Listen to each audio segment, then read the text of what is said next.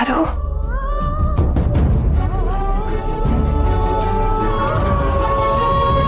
ಅತ್ಗೆ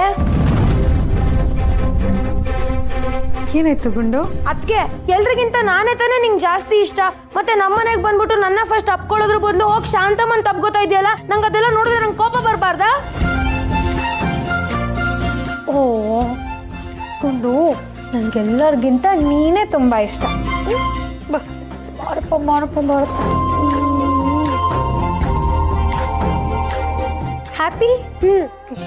ಶಾಂತಮ್ಮ, ನನ್ಗಿಂತ ಮುಂಚೆ ಅತ್ಗೆ ನಿನ್ನ ಹಗ್ ಮಾಡಿದ್ರು ಅಂತ ನೀನೇನು ಉಗ್ಗೊಳೋದ್ ಬೇಡ. ಅತ್ಗೆಗೆ ಆಕ್ಚುಲಿ ನನ್ ಕಂಡ್ರೇನೆ ಜಾಸ್ತಿ ಇಷ್ಟ. ಆಯ್ತು ಕಣವ, ತಾಯಿ ಅಂತ ಅತ್ತಿಗೆಗೆ ಮಗಳಂತ ನಾದ್ನಿ. ನಾನು ಒಂಚೂರು ಕಾಫಿ ಮಾಡ್ಕೊಂಬರ್ತೀನಿ ರೀ. ಅಮ್ಮ, ನನ್ನ ಅತ್ತೆ ಕೈಲಿ ನಾನು ಸೇವೆ ಮಾಡಿಸ್ಕೊಳ್ಳೋದ? ಇಲ್ಲ ನಾನು ನನ್ನ ಅತ್ತೆ ಸೇವೆ ಮಾಡಬೇಕು. ಅಮ್ಮ, ನೀವೇನಕ್ಕೆ ಸುಮ್ಮನೆ ಕಾಫಿ ಎಲ್ಲ ಮಾಡ್ತೀರಾ? ನಾನೇ ಮಾಡ್ತೀನಿ ಬಿಡಿ. ಪರವಾಗಿಲ್ಲ ಕಣ. ಓ, ಶಾಂತಮ್ಮ ಇದಾರಲ್ಲ, ಕಾಫಿ ಮಾಡ್ತಾರೆ, ನೀನ್ ಯಾಕೆ ಟೆನ್ಷನ್ ತಗೋತೀಯ? ಬಾ ಅತ್ಗೆ. ಹೌದು ಕಣವ, ಮಾಡ್ಕೊಂಬರ್ತೀನಿ ನೀರು. ನಾನು ಬದುಕಿರುವಾಗ, ನನ್ನ ಕಣ್ ಮುಂದೆನೆ ನನ್ನ ಅತ್ತೆ ಇರುವಾಗ ಅವ್ರ ಹತ್ರ ಕೆಲಸ ಮಾಡ್ಸದ? ಇಲ್ಲ ಶಾಂತಮ್ಮನೆ ಎಲ್ಲ ಕೆಲಸನೂ ಯಾಕೆ ಮಾಡಬೇಕು?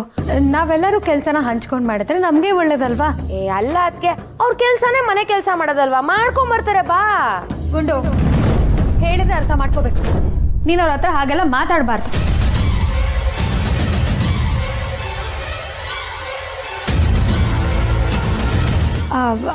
ಅಂದರೆ ಗುಂಡು, ಅದು ನನಗೆ ಕಾಫಿನಲ್ಲಿ ಡಿಕಾಕ್ಷನ್ ಸ್ವಲ್ಪ ಸ್ಟ್ರಾಂಗ್ ಆಗಿದ್ರೆ ಇಷ್ಟ. ಅದಕ್ಕೆ ಅವ್ರಿಗೆ ಮಾಡಕ್ಕೆ ಗೊತ್ತಾಗಲ್ಲ, ನಾನೇ ಮಾಡ್ತೀನಿ ಅಂತ ಹಂಗಂದೆ. ಅದಕ್ಕೆ ಯಾಕೆ ಶಾಂತಮ್ಮಂಗೆ ಇಷ್ಟೊಂದೆಲ್ಲ ಕೇರ್ ಮಾಡ್ತಿದ್ದಾರೆ? ಮೊದ್ಲಿಗಿಂತ ಸ್ವಲ್ಪ ಜಾಸ್ತಿನೇ ಗೌರವ ಕೊಡ್ತಿದ್ದಾರೆ. ಅರ್ಥನೇ ಆಗ್ತಿಲ್ವಲ್ಲ. ರಶ್ಮಿ ಇದ್ರೆ ಅತ್ತೆ ಸೊಸೆ ನೆಮ್ಮದಿಯಾಗಿ ಮಾತಾಡೋಕ್ಕೆ ಆಗಲ್ಲ. ಏನು ಮಾಡೋದು?